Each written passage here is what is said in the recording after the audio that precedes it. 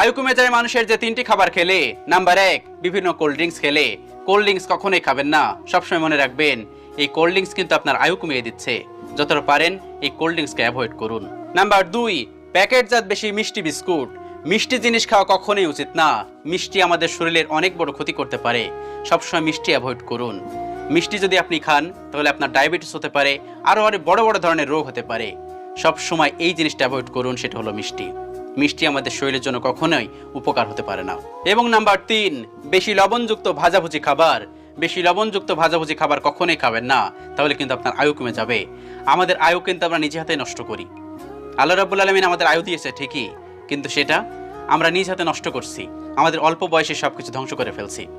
কেন জানেন? এই যে বাইরে থেকে ভাজাভুজি খাবার খাচ্ছি, বেশি লবণের জিনিস খাচ্ছি, বাইরে কোন তেলের খাবার খাচ্ছেন আপনি কি জানেন? এগুলোকে অ্যাভয়েড করুন, না হলে কিন্তু আপনি বিভিন্ন ধরনের সমস্যায় পড়ে যাবেন।